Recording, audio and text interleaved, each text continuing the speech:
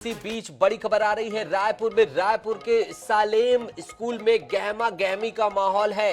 भाजपाई कार्यकर्ता सालेम पहुंचे हैं मतदान केंद्र। यहां समय से अधिक समय तक मतदान केंद्र खोले जाने पर विरोध करने भाजपाई पहुंच गए। मतदान केंद्र पर सुरक्षा के जवान की ड्यूटी नहीं लगाए जाने का इन्होंने आरोप लगाया। पुलिस मौके पर मौजूद है। भाजपाई मतदान केंद्र के अंदर है। बीजेपी के कार्यकर्ताओं को बाहर करवाने की कोशिश की जा रही है। तो कोई अनियमितता की सुगबुगाहट के चलते, आरोप के चलते भारतीय जनता पार्टी के कार्यकर्ता वहां पहुंच गए। 5 बजे के बाद भी मतदान क्यों चल रहा है, इनका कहना है 5 बजे के अंदर जो भी गेट के अंदर हो जाते हैं उनका मतदान जब तक उनका नहीं हो जाता तब तक चलता है। बहरहाल हम यहाँ के दावे पर नहीं कहते कि यहाँ क्या कुछ चल रहा है।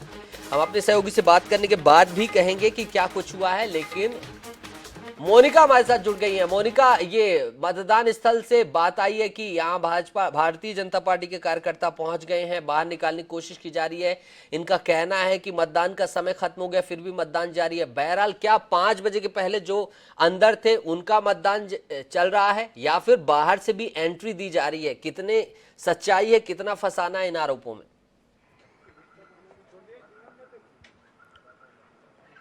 जी बिल्कुल नितेश, लोकतंत्र का सबसे बड़ा महापर्व चुनाव, विधानसभा 2023 की चुनाव, जिस पर पूरे प्रदेश की, पूरे देश की नजर छत्तीसगढ़ की इन सीटों पर बनी हुई थी, जिसको लेकर आज मतदान किया गया है। मतदान का एक समय जो है वह निर्धारित किया गया था कि शाम को 5 बजे जितने जो मतदान केंद्र हैं छत्तीसगढ़ में, जितने जो मतदान केंद्र है उसकी एक समय सीमा थी कि इतने समय सीमा में से बंद कर दिया जाना चाहिए था। कुछ देर पहले की यहाँ की तस्वीर थी कि कुछ भाजपाई यहाँ सालेम स्कूल के सामने हम मौजूद है। यह वह सालेम स्कूल है जहां पर रायपुर के प्रथम नागरिक महापौर एजाज ढेबर भी कुछ समय पहले अपने परिवार के साथ मतदान करने पहुंचे थे। समय सीमा समाप्त होने के थोड़े ही देर पहले उन्होंने वोट डाला और यहां से वह निकले। यहां पर मैं कुछ लोगों को भी दिखा दूं कि अभी भी जो कार्यकर्ता हैं, कुछ लोगों की संख्या यहां पर आपको दिख पा रही है जो मतदान केंद्र के बाहर खड़े हुए हैं।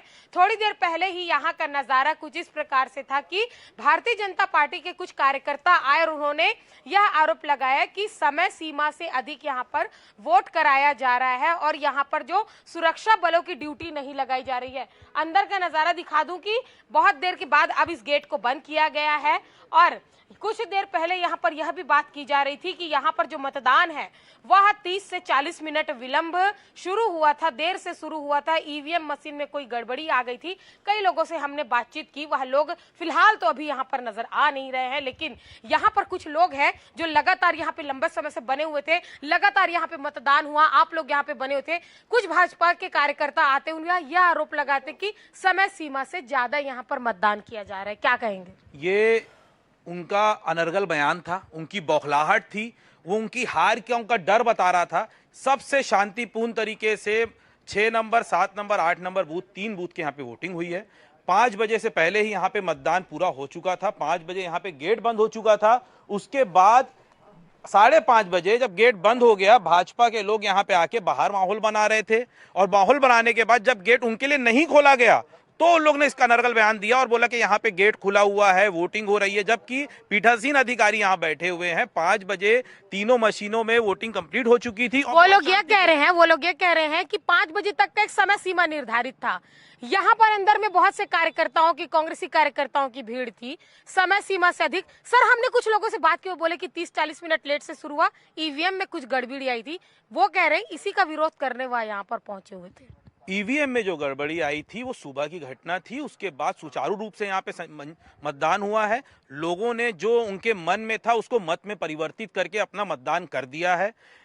दक्षिण की जो जनता है उसने विनाश काल विपरीत बुद्धि जो भाजपाइयों की हो चुकी है उसके विरोध में मतदान किया है।